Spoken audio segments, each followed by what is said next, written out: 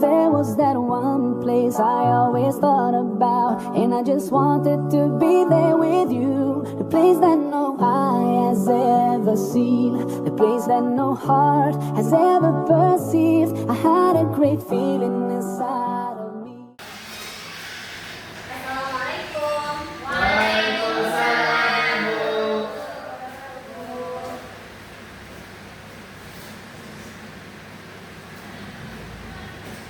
Baiklah, bagaimana kabar anak-anak Ibu hari ini? Alhamdulillah sehat, Bu. Baiklah, sebelum kita memulai pembelajaran, coba diluruskan kursinya dan kalau ada sampah tolong diambil ya. Iya, Bu. Sudah, Bu. Sekarang kita mengambil absensi. Siapa dari teman-temannya yang tidak hadir? Dokter, Bu. Izin dari Bu. Baiklah. Sebelum kita memulai pembelajaran, marilah kita membaca doa yang dipimpin oleh Ahmad. Astagfirullahaladzim. Iqra doa. Bismillahirrahmanirrahim.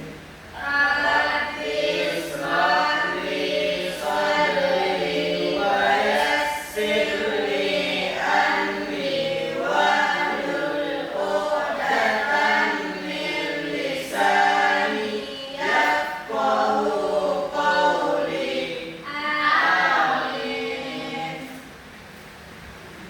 Baiklah, anak-anak ibu semua, pada pertemuan sebelumnya kita telah belajar tentang akhlak pergaulan remaja. Siapa yang tahu? Siapa yang masih ingat tentang materi minggu kemarin?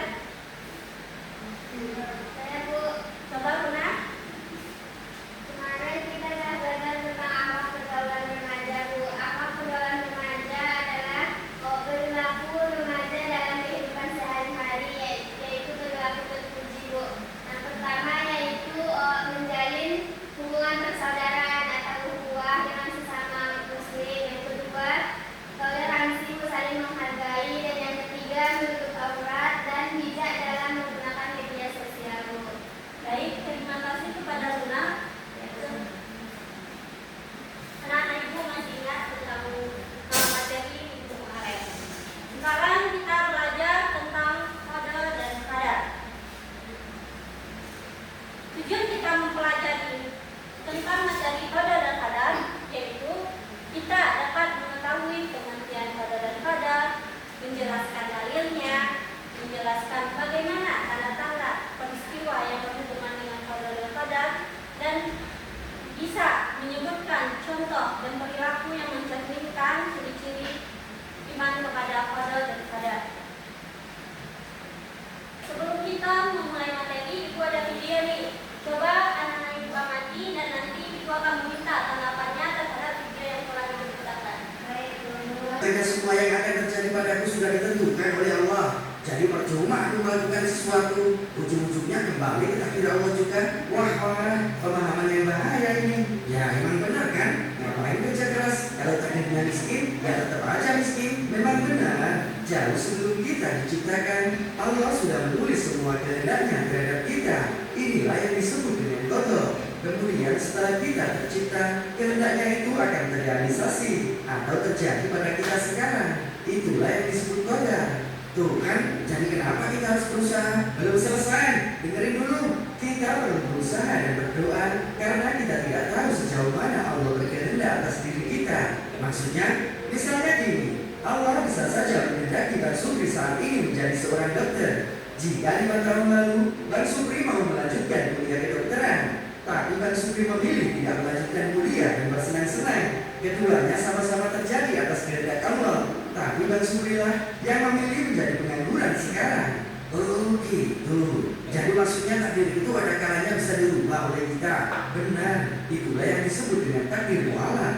Takdir yang bisa berubah atas kehendak Allah tergantung pada sebab-sebab yang diusahakan manusia. Lalu takdir yang tidak bisa dirubah seperti apa? Misalnya takdir kamu dilahirkan ke dunia, atau takdir kamu terlahir sebagai laki-laki seperti sekarang. Inilah yang disebut dengan takdir kubra yang tidak bisa dirubah oleh manusia. Artinya kita mau menjadi orang yang bermanfaat atau tidak, sukses atau tidak, Itu salah satu dari takdir mutlak ya, yang bisa diusahakan manusia. Benar. Jadi apabila manusia merasa sekarang takdirnya buruk, berusaha dan berdoa agar dapat beralih ke takdir lain yang lebih baik atas sisi Allah. Baiklah, dari video tadi, apa yang bisa anak-anak pahami? Coba Husnul. Dari video tadi bahwasanya kode dan kadar itu telah ditetapkan oleh Allah SWT sebelum kita lahir di muka bumi ini. Sedangkan kadar itu tergantung kita dalam merealisasikannya, Bu. Jadi takdir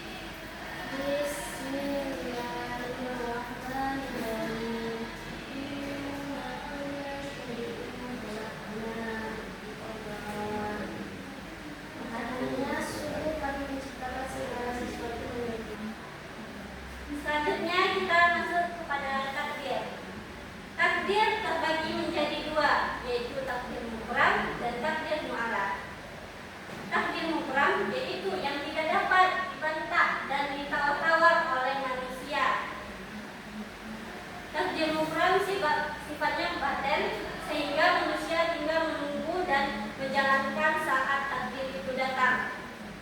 Jadi takdir mubram ini bisa disebut dengan qada, yaitu ketetapan kita lahir, mati, jodoh itu sudah ditetapkan oleh Allah.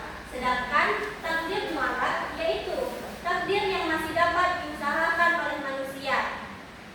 Misalnya kepintaran, kekayaan itu bisa kita usahakan dengan kita berusaha. Misalnya kepintaran dengan kita belajar dengan sungguh-sungguh supaya kita berhasil, kita berusaha untuk bekerja keras untuk mendapatkan hasil yang lebih baik.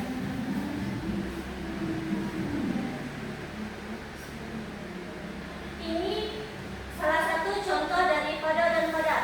Coba bacakan akad. Contoh qada. Bu Ani, figur seorang ibu dan istri yang mandiri dan ada suami yang sakit-sakitan dalam kehidupan empat orang anak yang masih usia sekolah. Beliau tidak patah semangat mencari nafkah. Semula merasa antusias sempat biasa Bu Ani karena suaminya yang bekerja sebagai karyawan swasta di sebuah pabrik roti tiba-tiba terserang sakit asam urat yang kambuhan.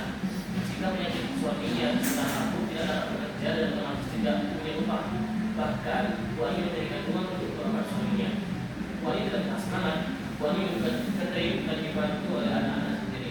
Usaha catering yang tidak besar itu 8 tahun menjadi besar dan sudah memiliki beberapa karyawan. Kini anak-anak Bu Ani besar-besar dan bahkan sudah ada yang